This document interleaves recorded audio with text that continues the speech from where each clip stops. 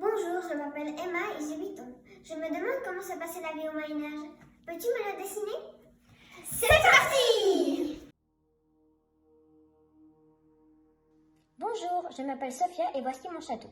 N'est-il pas magnifique? Je vais vous faire découvrir mon château et ses différentes parties. Vous êtes prêts? Allons-y! Les châteaux forts sont construits en général près d'un village, sur une colline, sur une butte naturelle ou artificielle pour voir de loin les attaquants arriver. Au Moyen-Âge, le château fort est une grande maison fortifiée où vivent le seigneur, sa famille, ses serviteurs et ses soldats. Le château fort doit être construit à une journée à cheval des autres châteaux. Voici le donjon, la plus haute tour du château, qui peut servir de prison. Elle peut être de forme pointue, carrée et cylindrique. Voici les créneaux.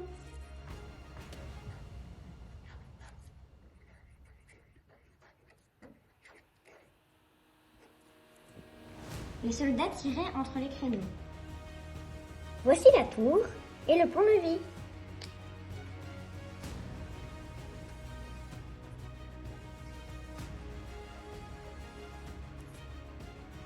Il est actionné par des chaînes très résistantes pouvant se lever et s'abaisser en cas d'attaque.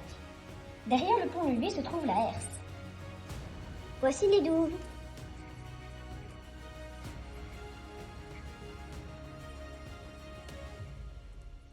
C'est un profond fossé rempli d'eau qui sert à empêcher les ennemis d'entrer dans le château. Voici les meurtrières. Les meurtrières sont des trous par lesquels les archers peuvent tirer des flèches sans être atteints. Voici la chapelle, là où tout le monde se réunit pour prier. Nous étions très bien protégés, mais cela n'empêchait pas les attaques fréquentes. Profitez de votre époque, car ici c'est pas la joie.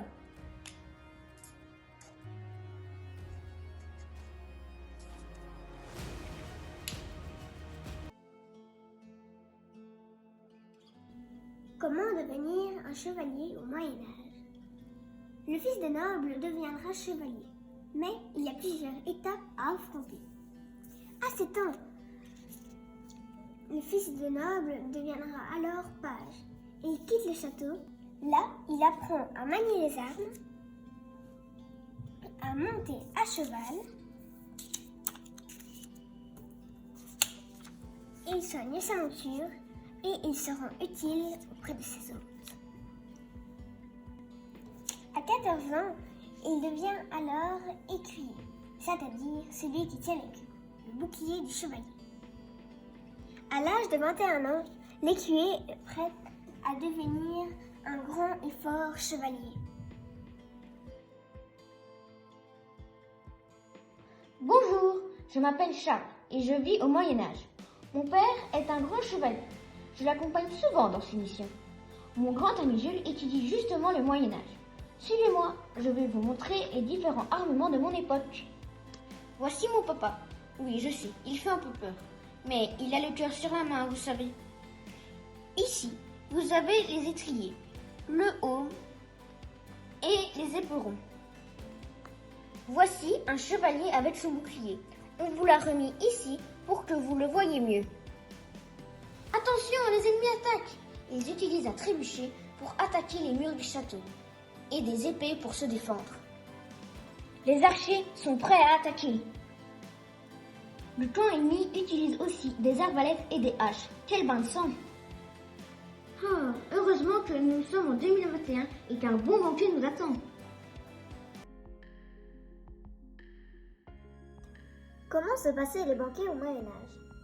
En temps de paix, le seigneur organisait de grands banquets. De grandes tables étaient disposées sur les contours de la pièce.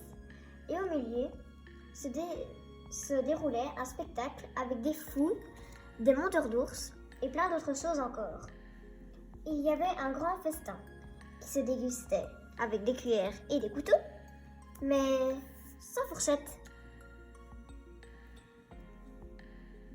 On y mangeait des rôtis, des saucisses, quelques soissons avec de la bonne soie, un porcelet, une chèvre rôtie, quelques cygnes blancs bien poivrés. Mais je ne vous dis pas tout. On mangeait aussi sur des grosses tranches de pain qui servaient d'assiette et qui Et on mangeait aussi, surtout, ce qui était à portée de main. Plus on était près du Seigneur, mieux on mangeait. Alors, ça vous tente un banquet du Moyen-Âge ?